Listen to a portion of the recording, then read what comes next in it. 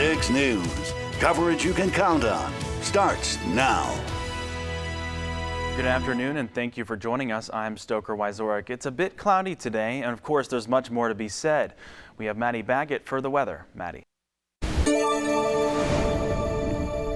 We have an update on the armed robbery suspect wanted out of Altoona. Police say John Jukes turned himself in.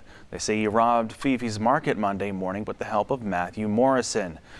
Both are now facing charges.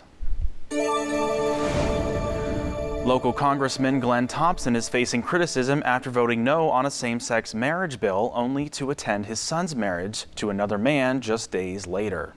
Thompson's office confirmed he was at his son's wedding last Friday, which was 3 days after joining about 3/4 of the Republican House membership in voting against a bill trying to ratify protections for same-sex marriage into federal law.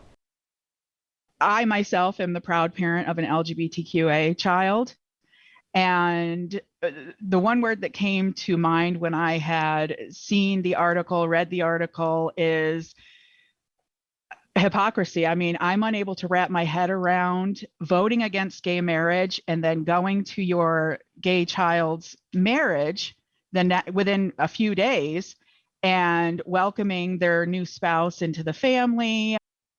Thompson's vote last week came after Supreme Court Justice Clarence Thomas used the Supreme Court ruling overturning Roe v. Wade to call for a reversal of the court's gay marriage ruling. Thompson's press secretary told us, quote, "This bill was nothing more than a political stunt." We asked Thompson's press secretary if we could talk to Thompson more about his decision-making. She replied, quote, "The congressman is very busy this week, and unfortunately we won't be able to join for an interview." The situation involving Congressman Thompson brought reaction from his opposing side of the political aisle. Here's what Democrat Representative Scott Culkin and Governor Tom Wolf had to say. I'm just disappointed, let alone the fact that we don't have the right to tell somebody who you love or how you should live your life in this country. But to actually vote on a piece of legislation days before a child you love is marrying the individual they love, who just happens to be of the same sex. I think he's very happy for his son, and apparently his son found the love of his life, and that's a wonderful thing that is now people are able to do that in the United States. We're hearing from the district attorney after a Johnstown woman is facing new charges 20 years after a car accident that investigators say caused her son to suffer life-threatening injuries. Police say in May of 2002, Autumn Hartman admitted to using heroin and falling asleep at the wheel with her 14-month-old son in the passenger seat. They say she was driving on Ohio Street in Lorain Borough, crossed into oncoming traffic and hit a Camtran bus head-on. Her son became a quadriplegic in need of a ventilator until his death in October of last year. Even though his death was 20 years after the accident, the Commonwealth believes, based on medical records and statements from medical doctors, that he died as a result of the injuries suffered in 2002. Hartman originally faces charges such as endangering the welfare of a child and violating controlled substance laws. She now faces charges related to homicide by vehicle. Her preliminary hearing is scheduled for early next month. I need fresh eyes! Fresh eyes right on site! Where are we at? That dramatic video you just saw was from last year when State College police officers rushed into a burning home to save a woman trapped inside. They were honored yesterday for their heroic efforts. Officer Dean Woodring was the first on the scene of that fire last March along Crabapple Court. All he knew when he ran into the garage was that there was a woman inside who couldn't get out. Soon, other State College officers arrived and they eventually got the woman out alive with just moments to spare. Yesterday, Woodring, along with State College Police Lieutenant Barrett Smith, Officer Larry Crawford, and Officer Ben Capozzi were all honored with the Center County Law Enforcement Officer of the Year awards. I think it's easy at times for us in law enforcement to believe that our actions are unappreciated or law enforcement in general are unappreciated. However, a critical incident such as this fire serves as a firm reminder that we are needed and appreciated. You can read more about this story on our website, WJAC-TV.com. The job of a police officer, as we just showed you, is mentally and physically demanding. It can certainly take a toll. 6 News talked with law enforcement in Tyrone following what has been a strenuous few days following last week's standoff. During the standoff, we were all physically drained. Some officers were on duty for approximately 24 hours straight, and this takes a huge physical toll on you, but it also takes a huge mental toll on you as well. The day after this standoff happened, it came in, it was just like another day. We didn't know where the last day of our lives went. We know we all went through it together, but we came to work and we just kept doing the job. Each day when I leave home, I tell my family I love them, and my family is what keeps me mentally refreshed. And I know I have to be prepared to take the steps I need to make it back home to them. You can hear more from Officer Miller on our website, WJAC-TV.com.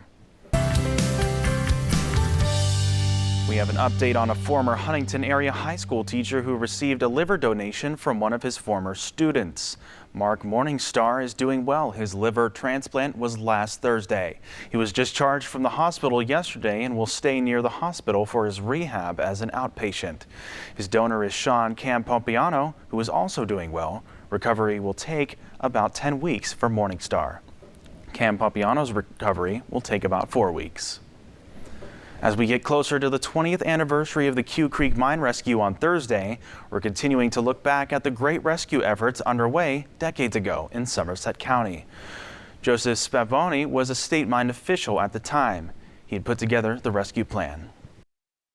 Yeah, 10 minutes to 9 is when the cut-through took place. 10 minutes to 3 we started drilling. The surveyors did their work, the GPS and the land survey. We were able to identify down here where we were going to put the rig. We used Arnold's Bobcat to level out and put Lou Bartell's, the water rail driller, in there and started drilling. Stay with WJAC throughout the week. We'll continue to show you firsthand accounts from those who were there to witness the mine miracle. You can also find more coverage on our website, WJAC-TV.com.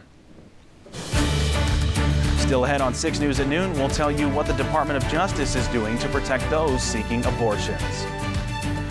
But first, hear what local lawmakers have to say about the current state of the Commonwealth as well as their plans moving forward. That's next.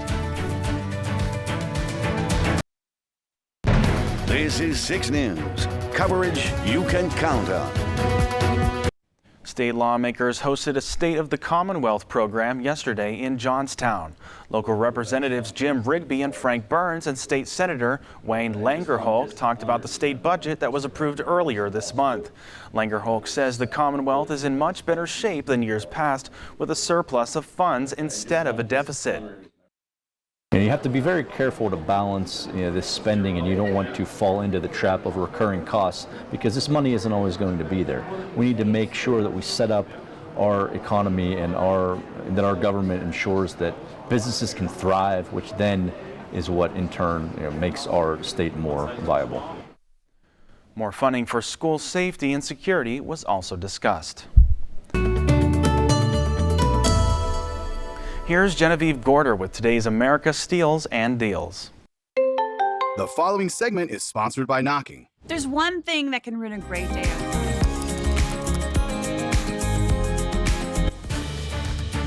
The Department of Justice is addressing threats made against those seeking abortions. We'll tell you what's being done next.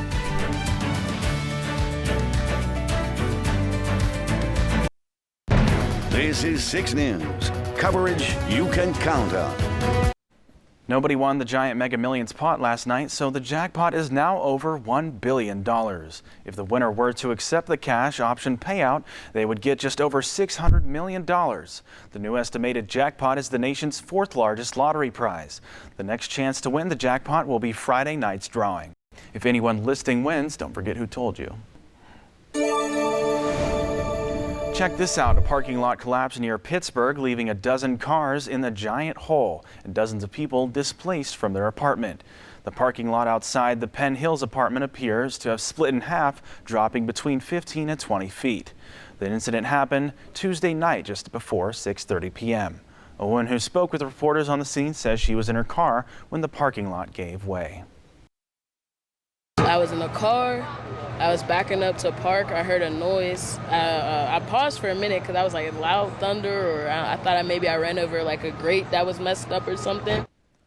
She was able to get out with the help of a police officer and is doing okay. Unfortunately, the same can't be said about her car. On top of that, her and 50 others are displaced from their apartments. Nobody will be allowed back in the apartment until the structural integrity of the building can be checked. For now, Red Cross is assisting those in need. The cause of the collapse remains under investigation.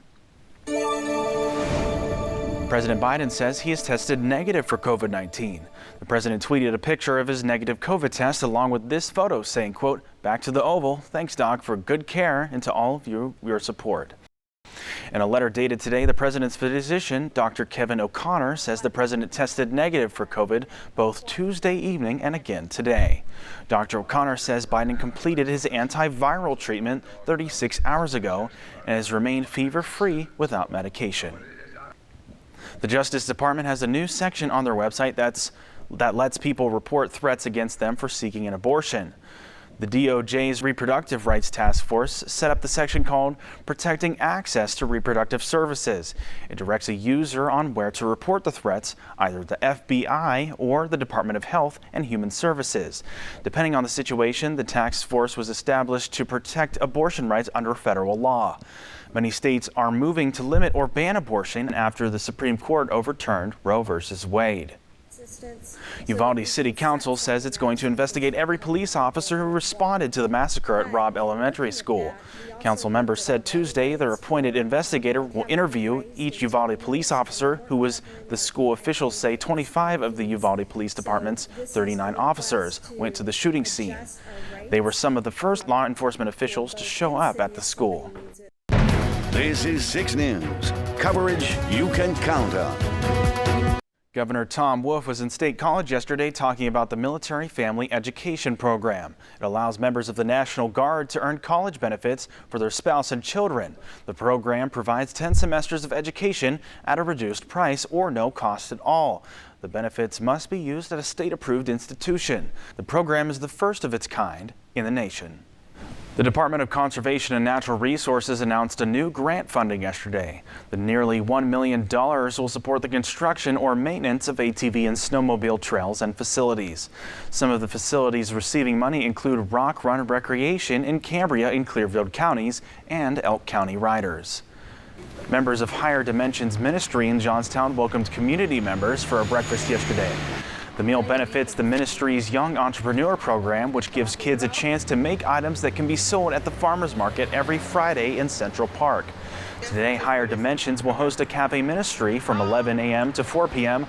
along with a walk-in prayer time. On Thursday, there will be a cookout at their building located at 353 Market Street in Johnstown.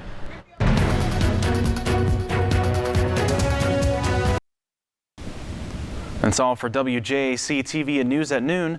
Join Channel 6 News starting at 5. Have a great day.